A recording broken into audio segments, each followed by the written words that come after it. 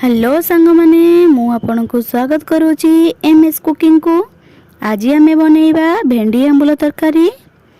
प्रथमे मु भेंडी आउ आलू को छोट छोट करी काटी नेइची। मसला पई मु नेइची रसुण लंका सोरिष ताको मु टिके पानी रे भिजे रखिची। काहेकि ना पानी सोरिष और लंका को पानी रे भिजे रखिले बाटिबा को सहज होई थाए। तापरे हम तेल कड़ाई बसैबा। तापरे मु गोटे कड़ाई नेइची। कड़ाई को गरम होवा पई छाड़ी देइची। कड़ाई गरम होई साइला परे सथिरे 2 चम्मच तेल देई दबा। सथिरे भेंडी पकेई दबा। भेंडी भाजीबा द्वारा भेंडी रो लाल अंश जो थाए सेटा चली जाई थाए। भेंडी को हमें भाजीबा।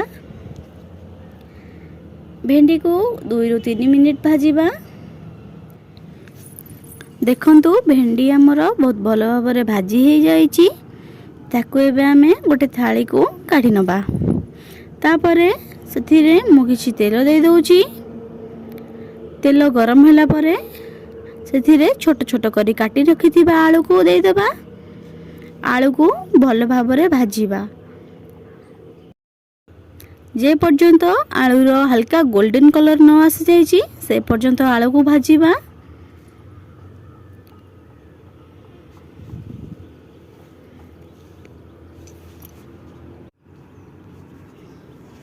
देखंतु आलू हमर हल्का गोल्डन कलर हे आसिलानी। ताको एबे गोटे थाली को काढी नबा। तापरे मो सथिरे किछि तेल दे देइची। देखंतु मो सथिरे किछि तेल दे देइची। तेल गरम हे आसिलानी। सथिरे मु बाटी रखिथिबा मसला को दे देबी। ध्यान रखिबे गोटे कथा, सोरिष मसला को बेसी समय कसिबेनी। सोरिष मसला बेसी कसिले पिता लागि थाए। देखंतु मु मसला को कसी नउची। एबे कसी नै सरला परे सेथिरे मु आउ किछि पानी टिके देकी ताको आउ थरे कसी नउची। देखंतु मसला हमर केते बढ़िया हेची।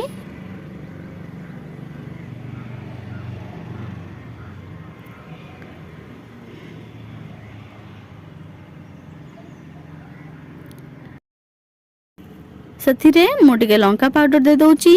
लंका पाउडर दबा द्वारा सथिरे तरकारी रे टिके कलर आसीबो। तापरे टेस्ट अनुसार लूण दे दबा। लूण देकी ताको भलो भाबरे मिसई दबा। देखंतु आम मसला हे आसिलानी। सथिरे भाजी रखिथिबा आलू को टिके कसी नबा। देखंतु मु आलू को पके देइची। आलू को भलो भाबरे मसला सहित कसी नबा। देखंतु हमर मसलाटा केते भलो भाबरे कसी हे जाईची। सेथिरे मु टिके हल्दी गुंड पके दउची।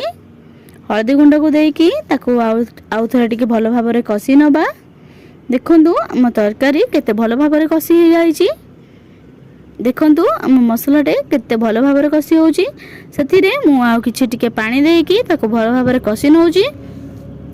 तापरे सेथिरे भाजी रखिथिबा भेंडी को मु दे दउची। भेंडी को पकेकी भलो भाबरे कसी नबा 1 ରୁ 2 मिनिट। तापरे मु पानी दे देइची। पानी दे अल्प पानी देकी मु ताको मिसई नउची। तापरे आमे आउ पानी दे दबा। पानी देकी ताको आमे घोड़े दबा। देखंतु हमर तरकारी फुटी आसिलानी।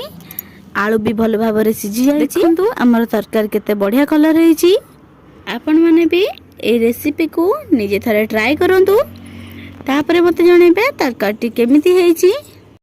वीडियोटी भलो लागिथिले लाइक करिवे, शेयर करिवे, चैनल रे नुवा हेथिले सब्सक्राइब करी पाखर थिबा बेल आइकन को प्रेस करिवे। Ta ta bye bye, take care.